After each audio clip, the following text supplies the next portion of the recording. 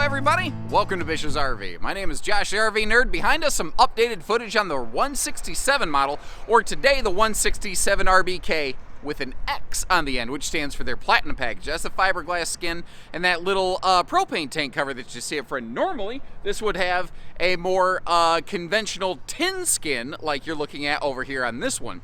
This model that we're looking at today is a fantastic small little solo or couples model. It is a good combination of ease and comfort. It's no slides, it's smart features, it's door side window and dining, and with for a small camper, a decent Murphy bed that actually provides some really cool storage solutions here. That's another thing this little RV does very well that most little campers don't. It's got some really good storage capacity. One point of concern you're going to want to watch on this one is probably the cargo carrying capacity. If you're somebody who travels with water in the tanks, it could get quite restrictive quite quickly, so you might want to kind of keep that in mind. It is carpetless, ventless flooring, easy cleaning, 6.5 foot tall, which is a little bit tricky for me in the shower, but with the skylight up there, I do just fine with this thing. Walkable roof, now with ladder prep, and I really, really like this lighter, brighter, updated interior decor that they have going on here. But really, the whole update that they put on that front bed in this thing, for me, it just opens the space up very, very nicely, and it's really, this is a model that when the bed is down, I look at it and I go, man, if this had a nose cap with a windshield, this little thing would look really smexy, but that would add more weight and cost, which aren't always the most beneficial factors. Underbelly's enclosed, which is great. You can get an optional solar package on this.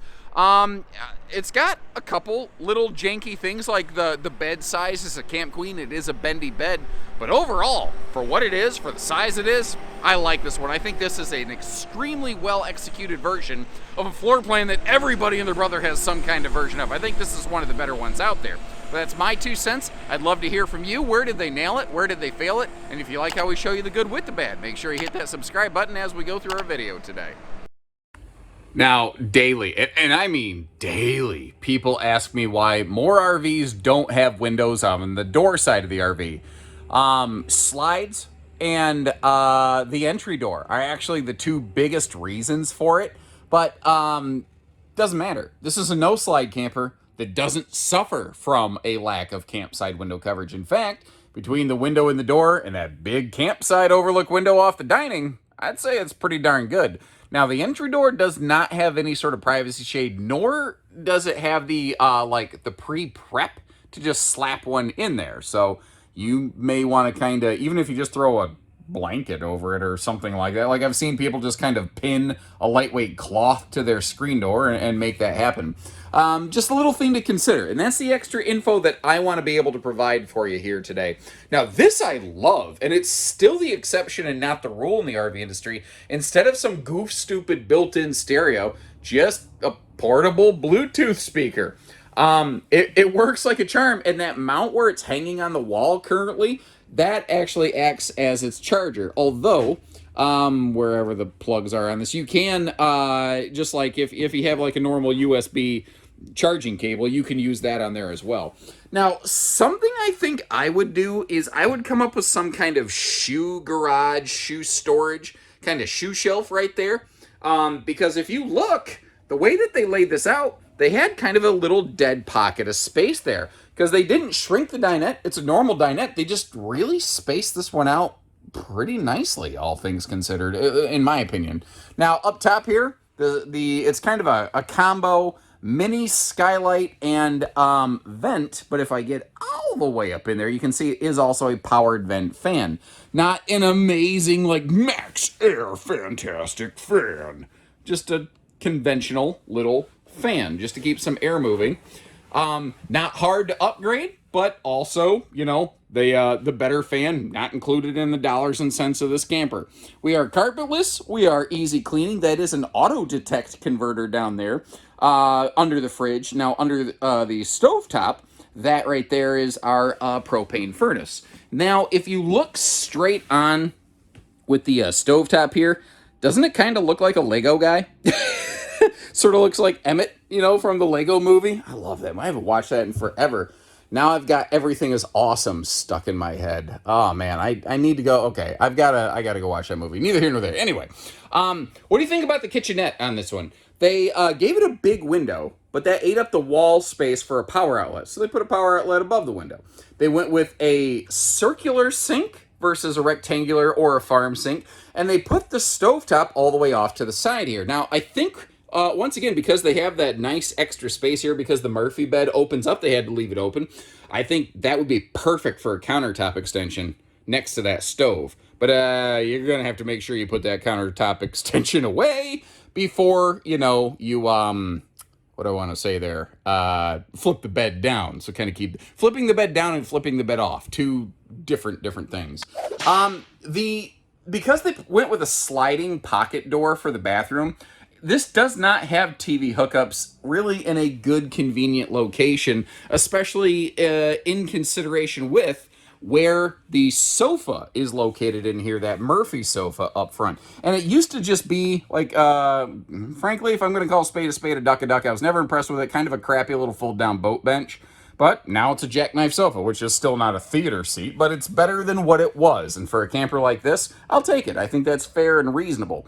So if you are going to want to watch TV in here, you're going to want to make sure you put some kind of articulating swing arm on that entertainment center. Because even over here from the dining, TV hookup space, not fantastic. I think the only other solution, you'd have to come up with some way of mounting maybe like a smart TV on that bathroom door. Sorry, the camera got real wonky there. I got like weirdly lightheaded and about lost my balance for a second. Anyway, both sides of the bed very nicely appointed with side stands, household outlets, USB plugs. Like, that's all great stuff. And I like how they changed things up under the bed right here. But to give you a better look at that, I am going to have to kind of kick over into wide angle mode and do my Burt Reynolds Murphy bed demo situation right here. Looking around, you know, you've got storage on both sides of the bed, below the bed, and this is a single fold bendy bed Murphy bed system right here. I recently did a video on their 178 model, which actually had a double fold Murphy bed, but one of the interesting things on that one is that it actually maintained overhead cabinet storage. So I guess I'm kind of curious, you know, is the easier single fold Murphy bed design on this, is that better, even though it gives up the overhead cabinet space, or would you rather have to deal with a little more wrestling setting up the Murphy bed to gain a little bit of extra overhead cabinet storage? Leave me a comment. I don't know which way is right, which way is wrong. I'd like to kind of hear from you folks on that, because this is a little bit different type of camping from what I would do in a small camper like this, so I don't have the most perfect insight myself. Now, over in the kitchen, it's only one drawer, but at least they gave us a drawer. And notice how that refrigerator door, it can open from either direction, which in a floor plan like this, I don't know if that's super useful. But you know what I just realized? If you are back there, you could reach around the corner and maybe open that sucker up and grab some shower beers. Not exactly what I thought of when I first looked at it, but hey, you know what? Sometimes you just roll with that beautiful bean footage. Now, I think this is one of the best rear bathrooms I've ever seen in a single axle little camper. The space around the toilet is not bad. At my size and stature, if you are thicker, wider than me, you may have trouble fitting here, especially for elbow room. You know, you are kind of pocketed into that alcove, so you don't always have the ability to lean over and take care of yourself the way you know you need to. And I'm just trying to be real about this, and I'm not trying to be gross or anything. I'm trying to, like, you know, folks act like you can't talk about this. Fact is, if you buy this, you're probably going to poop in your camper. And you need to know if you're going to fit or not. Ooh, hold on. Speaking of fitting, I mentioned when the video began, the skylight in the shower wasn't bad. Like, I don't know if they moved it or if this one got misplaced or what, but the skylight was like half not over the shower. And I don't know what the deal with that was, but like, I didn't really fit in this one. So apologies, a little correction there. I don't know if I'm seeing a one-off goof or if that is just how these things are going to be. I don't know. I do like that we have a full medicine cabinet in the bathroom. A full sink to wash your bathroom hands in the bathroom is something a lot of people look for. And then around here, you've got a big chunk of storage. You've also got those double mirrors on the door so you can see exactly what you look like when you're getting out of the shower, which is not something I personally enjoy. But you see the storage inside there is actually pretty fantastic overall. And one of the other cool things with this one, with no slides, there's less seals, there's less weight, there's less cost, there's less maintenance, and there's less setup when you get to your campsite or in your breaking camp, because basically you are always in road mode. All right, welcome to Towing Talk. I am your host, Linda Richmond. Not exactly one of my favorite old SNL bits, one of Mike Myers, I think, most iconic characters. But if we're looking at the towing factors on this one, the GVW is just under 4,900 pounds. It's just under 22 feet total long. That puts it into a nice fit for like mid-size tow package pickups. It's not something where you're going to need a big old monster truck to haul around. One of the things, this does weigh a little bit more than most other builders who make a model like this because it's 7.5 foot wide. I meant to have this open. Apologies. I don't usually like to open storage on camera. But what I want to show you is what looked like dedicated dresser storage on the inside is actually just the wraparound of this. I guess it is technically a pass-through storage compartment, but if I can get the camera in there, it's not amazing. It's not the best pass-through storage that you've ever seen. There is a magnet holdback for that, but as you see, Simple Series camper, we're not quite up to the slam latch money bags edition quite yet. Here's a good A-B comparison between the tin skin look and the fiberglass platinum package that is optional that you have on this. Platinum package looks cool. It adds the propane tank cover as well. It also eats into your cargo capacity by a couple hundred pounds, so if you are more of a boondock off-gritter, you may want to stick with the conventional tin skin. The nose skin on this, though, is kind of interesting. It will always be a 0.04 inch thickness aluminum. And here's another kind of interesting thought on that. Basically, the entire nose of this is effectively a stone guard. Is what that will do. Also really heavily resistant to like wind buffeting and getting dented in. Now, we are looking at one today without the optional solar package.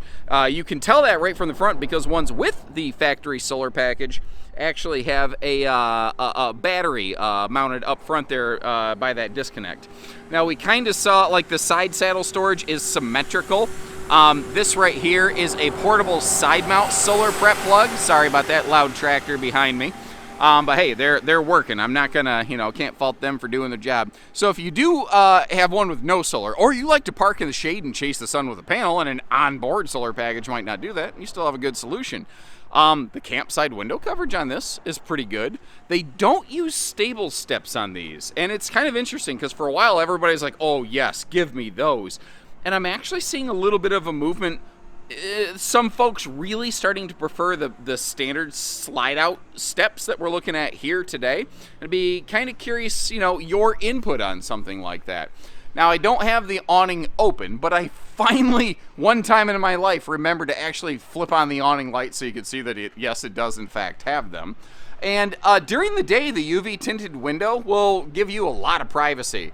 But at night, you're going to want to make sure you pull that shade because kind of like you can see that light lit up there. If it's dark outside and light inside, you can see right through that sucker. So make sure you're wearing pants if, you don't want to offend the neighbors. Although I guess I suppose it depends on if your pineapple on the door is facing up or down at the time, doesn't it?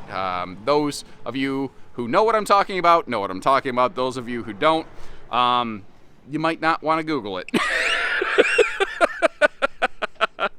Now, under that big storage in the bathroom, we got Dad's medicine cabinet right here. Now, this fridge plus the fridge inside gives us nearly 13 cubic foot of cold storage capacity, which is great.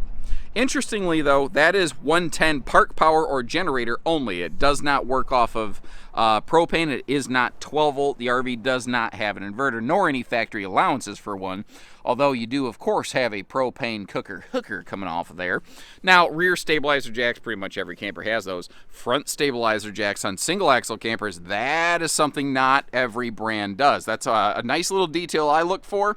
If you're not experienced. Like, I'm a professional looker-atter of campers, basically. But, you know, if you don't have 14 years of experience looking at trailers, that might not be something a first-time RVer would have thought about. It's a nice factor that they do include here.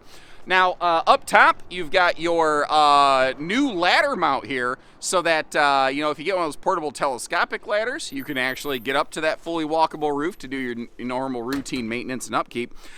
And this, to me, is something I think is really a standout, important feature, two of them actually, that a lot of little campers don't have, but a lot of big campers have by default, so people don't think about it. A black flush and a hot-cold outside utility shower. Those are things that you might use, well, probably every single camping trip. I bet every single camping trip you'll use those. One other thing that's really cool on this one is they were able to put both the furnace exhaust and the water heater exhaust over here on the poop side of the RV, and that keeps two potential hot burn surfaces away from your patio chairs. Now, quick note, this is a Wildwood that we're looking at today in the Platinum package. There's also its identical clone sister, the Salem, available both in the tin skin and also the Platinum package. They're the same camper, just two different exterior looks. We carry them both. I'll leave you one link in the video description and check for pricing and availability on both at the same time, either, whichever one you're looking for. I might also leave you a couple links to some similar things like, you know, maybe GeoPro. There's the new J-Feather version of this, which is really well done as well. But Wolf Pup does a pretty passable version of this as well. Everybody's got their own version. It's just a matter of which one is the best fit for you. And if you appreciate, again, how we show you ups and downs and in-betweens, hit that subscribe button. Like our video if you're a returning member of the RV Nerd Herd, and look forward to seeing you next time around. Take care, stay safe, have fun, and happy camping, everyone.